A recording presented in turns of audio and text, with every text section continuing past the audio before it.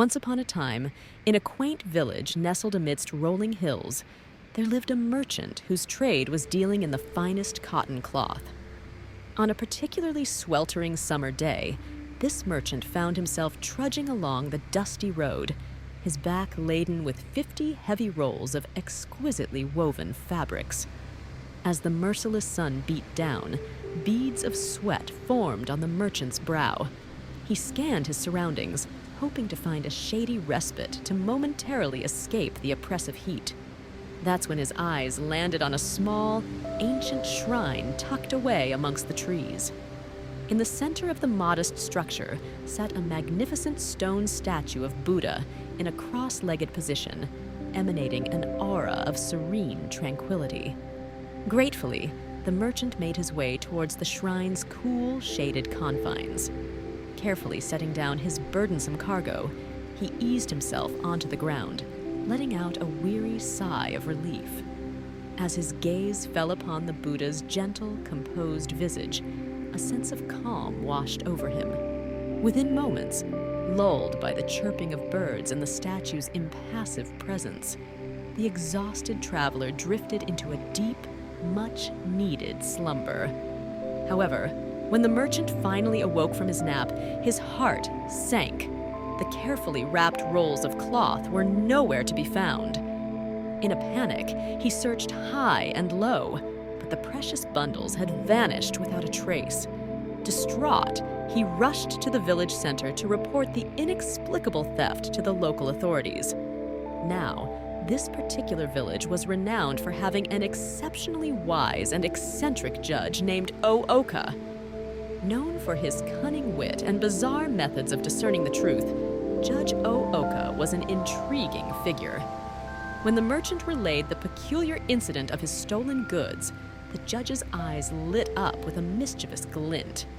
"Aha!" O-Oka exclaimed to the befuddled merchant and the quickly gathering crowd of villagers. "I know exactly who the culprit is. It was that stone Buddha statue. As a sacred figure, it is his divine duty to safeguard the belongings of weary travelers seeking refuge in his shrine. Yet, he has failed miserably in upholding this holy obligation. Guards, arrest the Buddha immediately and bring him to face justice in my court." The villagers erupted into a chorus of bewildered murmurs and laughter at the judge's audacious proclamation. Surely he couldn't be serious about apprehending an inanimate statue. But the guards, well accustomed to O-Oka's unconventional antics, dutifully heaved the heavy Buddha sculpture onto their shoulders and began hauling it towards the courtroom. A raucous throng trailed curiously behind, desperate to bear witness to whatever absurd ruling the judge had in store. As the crowd piled into the court chamber, filling it with rambunctious chatter and chuckles, O-Oka appeared on the bench, his expression stern. "Order in the court!" he bellowed, banging his gavel. "You people are in contempt with your unruly behavior. Such disrespect for these sacred legal proceedings will not be tolerated. Each and every one of you owes a fine to the court, as well as a roll of the finest cotton cloth to be provided within 3 days' time. Those who fail to comply will be arrested and thrown into the dungeons." The rowdy crowd fell eerily silent, exchanging uneasy glances. No one dared to question the peculiar judge's authority, despite the bizarre demand. Over the next 3 days, a steady stream of villagers meekly trickled into the courtroom, proffering bales of premium cotton cloth as commanded. Finally, on the 3rd day, when the final roll had been submitted, Judge O-Oka called the merchant to examine the sprawling collection.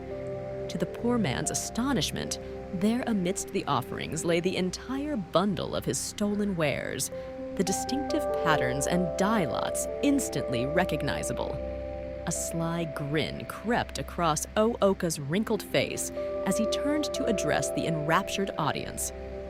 "You see, dear friends, a wise judge always uncovers the truth, no matter how peculiar the path.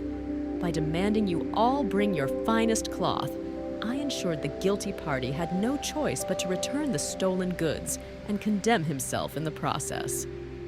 The merchant was overjoyed to have his precious cargo returned, while the hapless thief could only look on in sullen silence as the crowd roared with laughter and amazement at Judge Ooka's brilliant ploy. As for the stone Buddha, he continued to sit impassively, an eternal witness to both justice and folly unfolding under his timeless gaze.